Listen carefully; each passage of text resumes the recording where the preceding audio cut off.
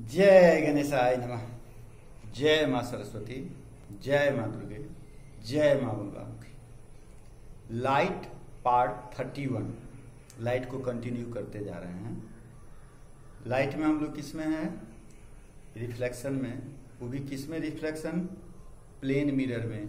ठीक है। अब हमको क्या करना है कि एक से ज्यादा प्लेन मिरर लेना है, जो पिछले दिन बताए थे, न्यूमेरिकल में दिए थे। एक से ज्यादा प्लेन मिरर लेना है और उसको सजाना है। कभी परपेंडिकुलर सजा देंगे, कभी पैरेलल सजा देंगे, नहीं उसके बाद कभी कुछ न कुछ एंगल पर सजा देंगे। तब कितना इमेज बनता है, किस प्रकार का इमेज बनता है, उसके बारे में हमको आज पढ़ना है। ठीक है। तो ये जो सीधा क्लास 10 जिसको करना है, जिसको सिर्फ बोर्ड का ध्यान में रखना है, वो इसको साइड कर सकता है। इसमें हमको कोई कष्ट नहीं है। लेकिन जिसको जीवन के लिए पढ़ना है, अपना जीवन बनाने के लिए पढ़ना है, वो उसको पढ़ना मस्ट है। ठीक है।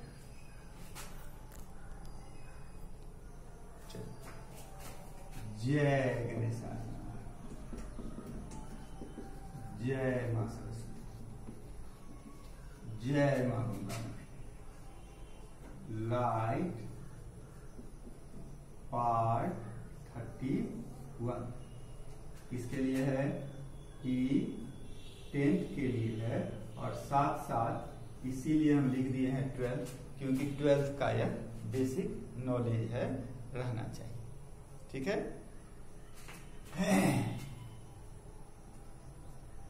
चलिए, हम लोग किसमें हैं? रिफ्लेक्शन। किसमें है? रिफ्लेक्शन में है। और रिफ्लेक्शन में भी किसमें? प्लेन मिरर में। किसमें है? Plane mirror. ठीक है। अब मेरा काम यार, लाइट पार्ट 31 है। अब मेरा काम आज का क्या है कि reflection of image, formation of image by two mirrors. आज का पॉइंट है formation of image by two mirrors. दो मिरर लेंगे तब क्या हो। ठीक है। वो भी दो मिरर लिए, सजाने का भी बहुत तरीका है ना, हो नहीं तो उसमें से एक तरीका हम ले लिए कि एक दूसरा पर परपेंडिकुलर है। पहला point, if two mirrors are perpendicular to each other. एक दूसरा का क्या है?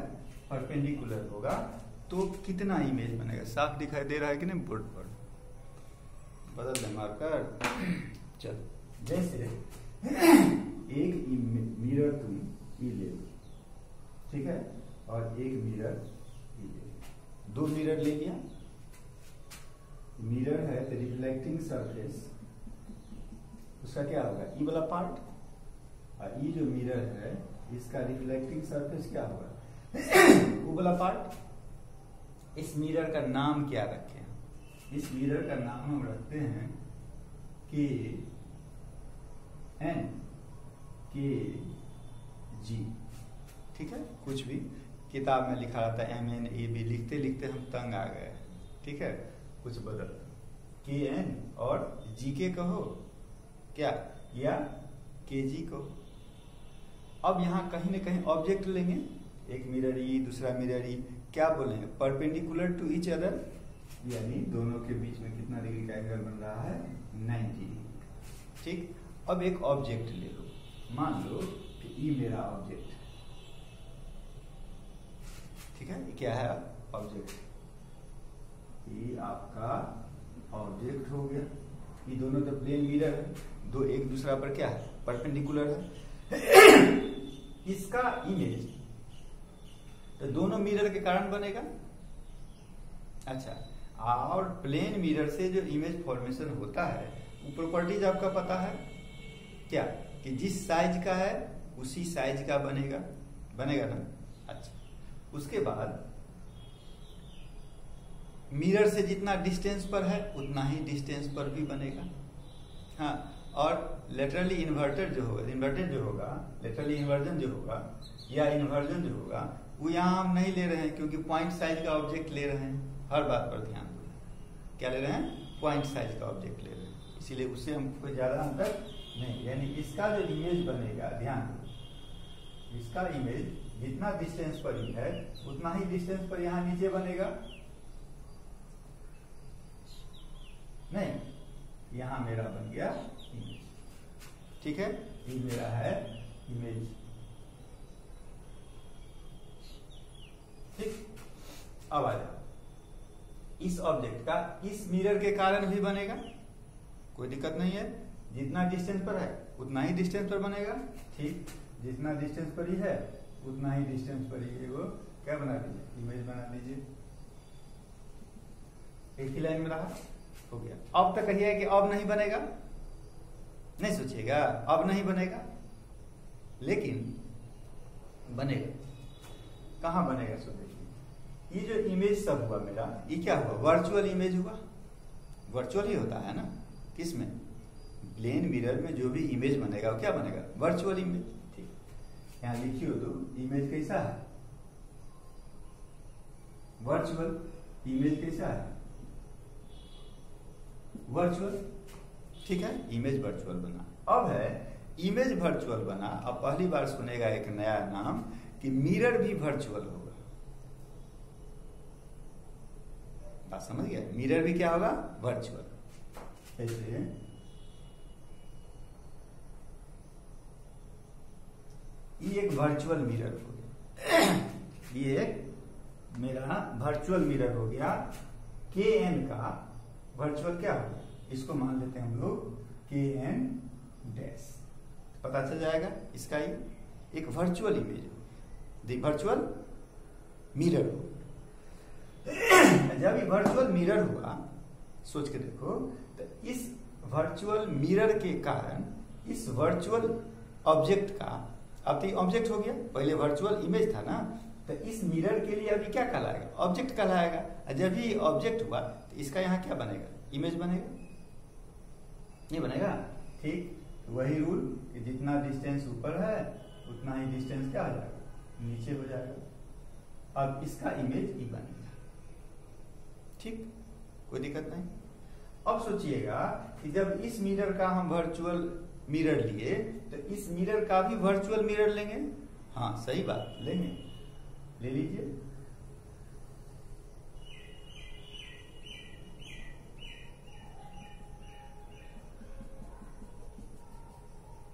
ठीक, ये जो मिरर हो गया, ठीक है, या तो आप इसका बना दीजिए चाहे इसका बना दीजिए, ये आपका मान लीजिए ऑब्जेक्ट हो, ठीक है। इसका जो इमेज बनाइएगा इस मिरर से, तो जितना डिस्टेंस पर ही है उतना ही डिस्टेंस पर ही आ गया, यानी इसका इमेज फिर क्या हो गया? ई, यानी कंसाइड कर गया। क्या कहते हैं इसको? कंसाइड कर गया, इसी पॉइंट पर आके कंसाइड कर गया, ठीक है। इस प्रकार से ऑब्जेक्ट आप एक लिए थे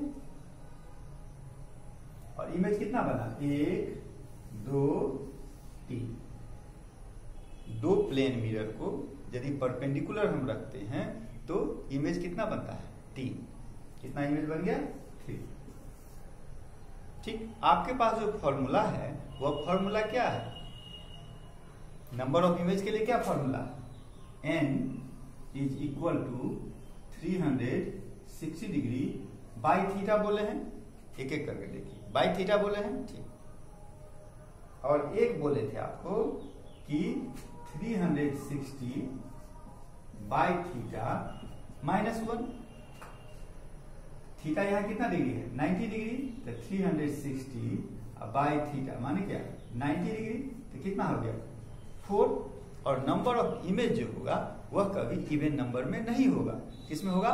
ऑड नंबर में होगा। इसलिए 360 बाई थीटा -1, जब ऐसा केस आएगा तो -1 करना होगा, यानी 4 - 1, यानी नंबर ऑफ इमेज कितना बना? 3, 1 2 3। समझ गया? क्लियर? चलिए, यदि क्लियर नहीं तो इसको दोबारा देख लो। यहाँ पे क्लास नहीं है क्या? ये सर जी दोबारा नहीं बोलेंगे। मेरा कपड़ा कहाँ चला गया जी? मेरा कपड़ा, हाँ चलो हो गया क्लियर, आगे बढ़े। साफ दिखाई दे रहा है, यहाँ भी आ रहा है ना, यहाँ थोड़ा मोड़ा है। अभी सुबह का टाइम है, फिर भी जो है खिड़की से हल्का हल्का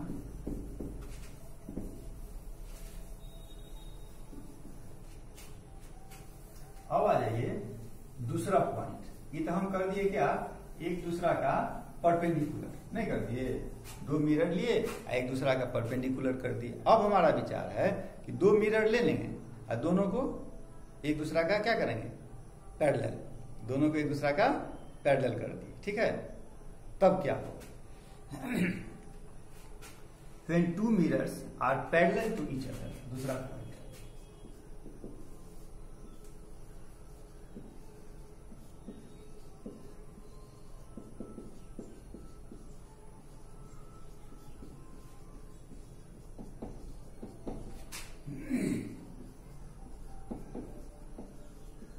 ठीक है। दोनों मिरर को हम क्या करेंगे, एक दूसरा का पैरेलल कर देंगे।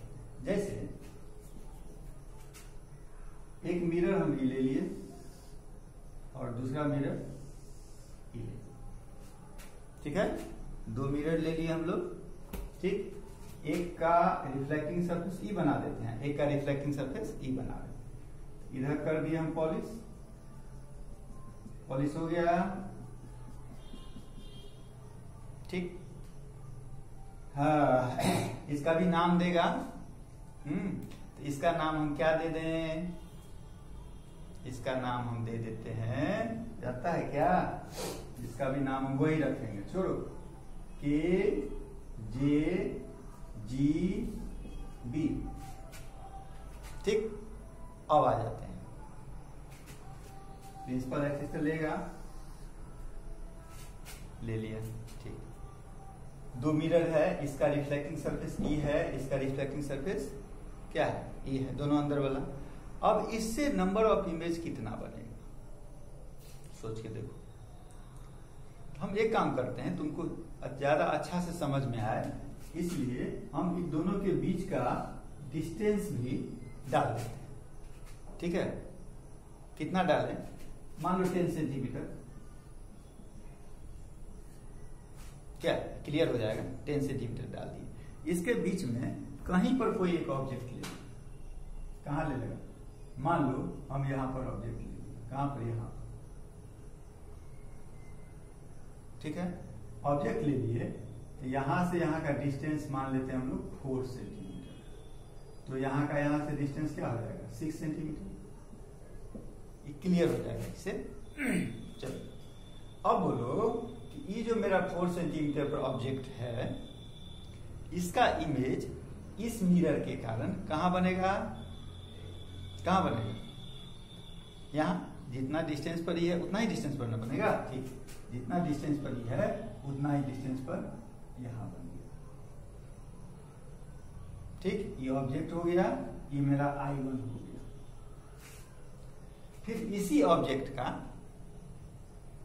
इस मिरर के कारण इमेज कहां बनेगा, तो जितना 6 सेंटीमीटर के डिस्टेंस पर है उतना ही 6 सेंटीमीटर डिस्टेंस पर यहां बन गया, इमेज 2, I2 लिख दो, नहीं ये 6 सेंटीमीटर पर, हाँ तो ये भी क्या 6 सेंटीमीटर पर, ये 4 सेंटीमीटर पर, ये भी क्या 4 सेंटीमीटर पर बन गया। अब एक चीज देखो, यहां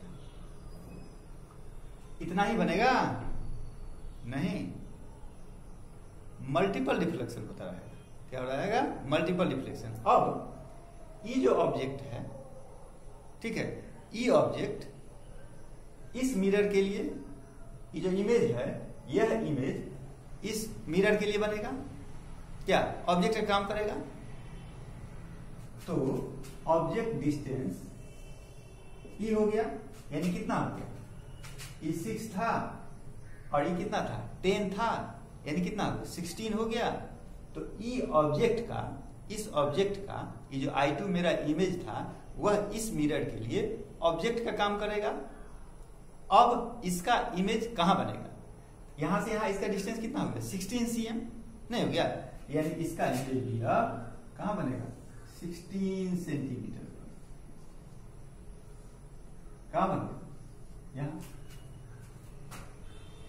ठीक है। चलो अब एक चीज, ये जो इमेज बन गया I2 बना है, इसको बनाया तो मान लो I3, ठीक। ये जो I3 इमेज बना है, इसका इस मिरर के द्वारा भी इमेज बनेगा, नहीं बनेगा, ठीक। तो यहां से यहां का डिस्टेंस क्या है, यहां से किसके द्वारा बनाए थे, इसी के द्वारा बनाए थे, हाँ इसके द्वारा बनाए थे, ठीक। अब इस ऑब्जेक्ट का फिर इस मिरर से बना दो, बनाएंगे ना।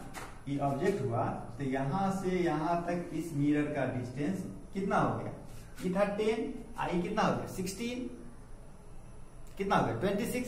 यानी अब जो इमेज बनेगा, अब तो मेरे बोर्ड से भी बाहर 26 cm पर जाकर के बन गया, यहां बन गया ऑब्जेक्ट इमेज, ये हो गया इमेज नंबर 4। अब देखो ये जो इमेज 4 है, फिर इस मिरर के लिए ऑब्जेक्ट का काम करेगा ना, तो फिर उतना डिस्टेंस पर बनेगा, फिर वो इस प्रकार से मल्टीपल रिफ्लेक्शन होता जाएगा। अब कहिएगा कि कितना बना, 1 2 3 4 बना, 5 बनेगा, 6 बनेगा, 7 बनेगा, 8 बनेगा, 10 12 20 25 50 100 200 400 500 बनते जाएगा, इन्फिनिटी हो गया। अब है कि मेरा जो आंख है, हम लोगों का जो आंख है, उसका भी तो अपना पावर है हो कि कितना तक को हम देख सकते हैं, एक बात। और दूसरी बात, ये जो सारा क्रियाक्रम हो रहा है इसका, नहीं क्रियाक्रम का मतलब रिफ्लेक्शन हो रहा है, यानी कोई ना कोई वर्क हो रहा है, ठीक। तो उसके भी पावर पर डिपेंड करेगा ना, धीरे धीरे धीरे उसका भी पावर कम हो जाएगा, माने क्या, उसका भी इंटेंसिटी कम हो जाएगा, यानी लाइट का जो इंटेंसिटी है वो क्या होगा, धीरे धीरे कम हो जाएगा, नहीं धीरे धीरे उसको खत्म हो जाना है, कम तो नहीं चला जाएगा, कमेगा कहाँ वो पता नहीं, इसीलिए हम लोग मान लेते हैं क्या, इंफिनिटी। दो चीज, अपने आंख पर भी ध्यान दो कि मेरा आंख कहां तक को देख सकता है, एक बात, और दूसरी बात लाइट का इंटेंसिटी भी धीरे धीरे धीरे क्या होगा, कमता चला जाएगा, लाइट का पावर कमता चला जाएगा। इस कारण से हम लोग इसके इंफिनिटी तक को नहीं देख सकते, 2 4 5 10 जहां तक पावर लाइट का इंटेंसिटी रहेगा और मेरे आंख का पावर रहेगा उस हिसाब से। इसलिए नंबर ऑफ इमेज इस केस में क्या बनेगा, इंफिनिटी। इस केस में नंबर ऑफ इमेज क्या बना, इंफिनिटी, ठीक। अब कहिएगा कि इन दोनों के बीच में एंगल क्या है, 2 पैरेलल लाइन है, तो उसके बीच में एंगल क्या होगा, 0 डिग्री, क्या हो जाएगा 0 डिग्री है। इस प्रकार से दोनों के बीच में एंगल कितना हो गया, थीटा हो गया आपका 0 डिग्री, ठीक। अब फॉर्मूला आपके पास क्या है, 360 बाई थीटा, ये ना है, तो 360 अब बाई क्या 0 डिग्री, ये क्या होगा, इंफिनिटी नहीं हो जाएगा, ये क्या हो जाएगा, इंफिनिटी। अब समझ गए बात, क्लियर कट है। इसके बाद एक और हमको बताना है, लेकिन टाइम तो यहाँ जाते जा रहा है, नहीं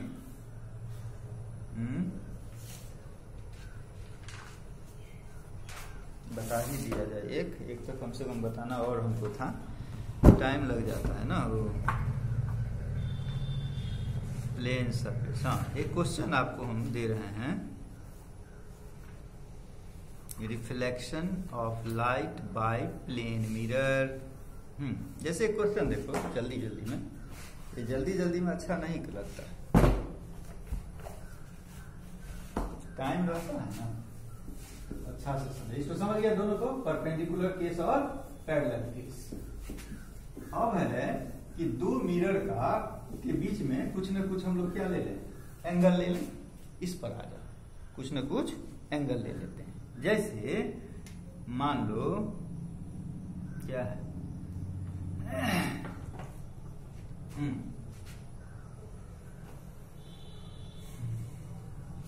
calculate the angle between 2 plane mirror. अब यहां एंगल ही निकालना है, टाइम में करते हुए calculate the angle between 2 plane mirror, ठीक है। If a ray after successive reflection, after successive reflection from them become parallel to itself. यानी क्वेश्चन समझा? क्वेश्चन हम क्या कि दो मिरर है, उसको आप किस प्रकार से सजाइएगा, दो मिरर है उसको आप किस प्रकार से सजाइएगा कि एक मिरर पर जो इंसिडेंट रे आएगा, रिफ्लेक्शन के बाद, डबल रिफ्लेक्शन हो गया, रिफ्लेक्शन के बाद जो लास्ट वाला रे आएगा रिफ्लेक्टेड रे, यह एक दूसरा का क्या हो जाएगा, पैरेलल हो जाएगा। समझ गया क्वेश्चन? यानी दो प्लेन मिरर हो गया, जैसे एक प्लेन मिरर हम ये ले लिए और दूसरा प्लेन मिरर मान लो ये ले लिए, कोई रे इस पर आया, ठीक है, ये रिफ्लेक्ट करेगा यहां पर, नहीं करेगा, और फिर यहां से रिफ्लेक्ट कर गया, यही केस ने हमको दिया, यह दोनों क्या हो गया, पैरेलल हो गया, यह दोनों पैरेलल हो गया। तो आपको निकालना है कि ई एंगल क्या होगा। कितना अच्छा क्वेश्चन है। वैसे पहले तुम इसको सोच के देखो, हम थोड़ा थोड़ा बताते हैं, क्योंकि बताते बताते मेरा टाइम खत्म हो जाएगा, लेकिन तुम समझ भी जाएगा। चलो इस पर हम क्या डालेंगे, क्वेश्चन समझ गया ना, एक प्लेन मिरर ई, एक प्लेन मिरर ई, दोनों के बीच में कितना डिग्री का एंगल होगा, जिससे इंसिडेंट रे जो है मल्टीपल रिफ्लेक्शन के बाद दो बार रिफ्लेक्शन के बाद जो रे आएगा रिफ्लेक्टेड रे एक दूसरा का पैरेलल हो जाएगा, यानी ई दोनों के बीच में एक दूसरा का पैरेलल हो गया। इसका मतलब क्या, E angle plus E angle बराबर 180 डिग्री। दो लाइन पैरेलल कब होगा, ज्योमेट्री क्या कहता है तुम्हारा, कोई भी दो लाइन पैरेलल कब होगा, ये मान लो ट्रांसवर्सल है, एक ही साइड का दो इंटीरियर एंगल जो होगा उसका सम 180 डिग्री होगा, उसी केस में ना दोनों लाइन पैरेलल होगा। नहीं, अब तुम दिमाग लगा लो, इस पर हम कंस्ट्रक्शन बताते हैं, तुम ई परपेंडिकुलर गिरा दो, इस पर ई परपेंडिकुलर गिरा दो, ठीक है, गिरा दिया, टाइम मेरा खत्म होते जा रहा है, माने हिंट्स तुमको हम बता दिए। उसके बाद एंगल ऑफ इंसिडेंस बराबर एंगल ऑफ रिफ्लेक्शन, इस केस में भी angle of incidence is equal to angle of reflection, इसको मान लो I1, इसको मान लो R1, इसको मान रहे हुए I, इसको मान रहे हुए R, ठीक है। एक बात, ये पूरा मेरा 90 डिग्री का था, चलो छोड़ो, नहीं होगा, चलो समझ गया। अब ये क्वेश्चन को बना सकते हैं ना आप बनाइए, ठीक है, ट्राई कीजिए, नहीं बनेगा तो इसके बाद वाला में फिर हम बता देंगे, ठीक। बहुत से आधा चीज से ज्यादा हम आपको बता दें, जितना इसमें हिंट्स चाहिए था, हिंट्स आपको हम दे दिए। यानी आपको क्या प्रूव करना है, क्या निकालना है, ई एंगल कितना, ठीक है। चलिए, जय मां बंगला मुखी, इसको बनाइए, नहीं बनेगा तो फिर हम आगे बताएंगे, ठीक। जय मां बंगला मुखी।